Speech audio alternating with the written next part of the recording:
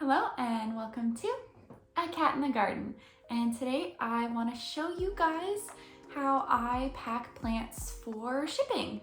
I think I've mentioned this before, but I do have a little plant shop on Etsy where I sell cuttings of a lot of the plants that I grow, mostly Hoyas because I find them to be the easiest to propagate, but I'm just going to show you a couple of different plants. One is a Hoya, one is a little alocasia corm, how I pack them and how I ship them. So we're going to get little Nutmeg out of the way. We'll see how nosy he is throughout the video, and let's get to it. Here you go, bud.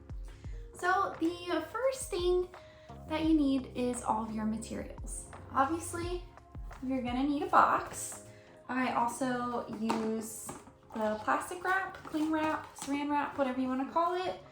I use both the regular gift tape and packaging tape, scissors, and then your packing materials, which we will get to. So the plants that I am shipping today are this beautiful Hoya Matilde Splash. This, honestly, I was about to take off of the site because it's so pretty. I didn't want to sell it, but here we are.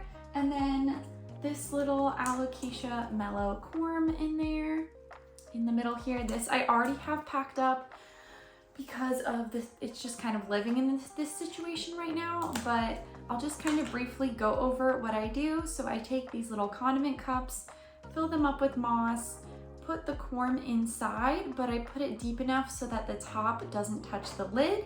And then I use a little knife to put little holes in the top so that it has room to breathe. And then I just use a Sharpie and put the name on top. So that is what I do for corms. I also do this for baby alocasias. I just don't put a lid on it, or I will double up on the condiment cup if it's a small alocasia, and just put some holes in the top cup there. So that's kind of how that goes. For this guy, the first thing I do is get out the cling wrap and let me measure. You don't want too much, a little bit goes a long way here. And I like to wrap it up around the plant, leaving a little bit of room to breathe, but not a lot. And then using the gift tape to secure it in place. So right where this part is here, there's gonna be a little bit of air. I do not use drainage with most of my plants, especially my propagations, so I don't have to worry about that. If I do have a pot with drainage though, I like to use enough cling wrap to put on the bottom. Here, I just don't need to do that. So usually it only takes a couple pieces of tape, and I will go ahead and tape where I see the little folds of the cling wrap. And then because this is an order, what did you do with it? That's back here. Because this is an order, and I like to do this if I'm shipping multiple plants anyway, I'm just gonna write the name of the plant on the tape. Some people like to put the names on the little pots or make their own labels. Just because I don't know what this person likes to do, I'm just gonna write it on the tape. That way they can ID the plant if they don't know, and they can rip it off, keep it on the pot, whatever they wanna do. So this is a Hoya Matilde, if I can spell, there we go, Splash. Oh, can't spell. So, all labeled, all secure in here. Like I said, left a little bit of breathing room up top, and that's basically how I prepare the plant before I put it in the box. Normally I reuse boxes, but last year I ran out of boxes when I was selling plants, and so I have a few leftover boxes that I did pay for, but I really prefer reusing boxes unless I genuinely can't. So we're just gonna assemble the box quickly, get some tape out, and maybe this nail's really short. There we go.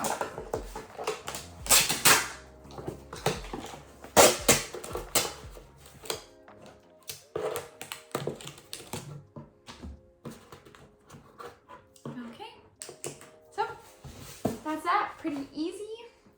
And then packing materials. So my favorite packing material is floof. Second favorite is bubble wrap. So this is called polyfill. I actually have been using this long before I got into plants because my mother likes to sew and she makes really cute blankets and pillows and cat toys and things, and she stuffs them with this. It's just a really great, squishy, cloud-like, soft thing that's really gonna keep your plants safe. So we'll be using that in a second. I like to sort of line my little box on the bottom with some bubble wrap. And then I'm gonna put the plants in and we'll see how they fit from there, and we will adjust accordingly. The first thing I wanna fit in is the plants because I wanna make sure that they're comfortable. So I do have to sort of bend the Mathilde a little bit, but that's okay. That's what Hoya stems are meant to do. So it's gonna kind of look like this, but I have to adjust the mellow because it knocked over. And then we will just fill up the box with both bubble wrap and polyfill. I'm gonna try to use some bubble wrap first and just put it in between all of the little sections toward the bottom. This will help keep the plants in place because bubble wrap is a bit more sturdy than the polyfill. I find if I use just polyfill, I have to use a lot more of it than if I also incorporated some bubble wrap. So I'm gonna put the bubble wrap on the bottom. Just has a little bit more structure, you know? And this whole time you have to be really mindful, especially if you have little cuttings or new growth. You want to be really mindful that you're not messing with that too much because you don't want it to get damaged when you're packing it, when it's shipping, or when the person who receives it is unpacking it. So now that I've kind of got that situation in there, see, they're not moving around anymore. We're gonna start putting in some polyfill. I use a lot. I use more. The longer I've been shipping plants, the more I use polyfill. It's just really nice.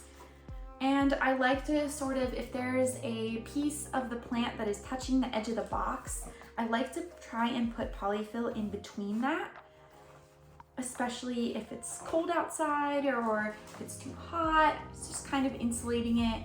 Again, you're lowering the risk that your plant is going to get damaged in shipping. And you want to put in a lot so that the plants don't shake. Like if you shake the box, I always do a shake test at the end. We'll do it together, but I want to make sure that they're not moving around in here. That is the #1 priority. If there's new growth, you kind of want to put some extra polyfill around the new growth. That way it is secure, but you don't want to press too hard on it because you don't want to break the plant that you are trying to protect. So I'm gonna put in a little bit more, but as you can see, I have covered up the whole thing. And I'm just gonna put in some more as a little bit of extra padding because this stuff can squish. So it can really squish down, or it can be really light and airy. If it's really light and airy, it's going to leave room for the plants to move around, and we just don't want that happening. So I also mostly ship small plants.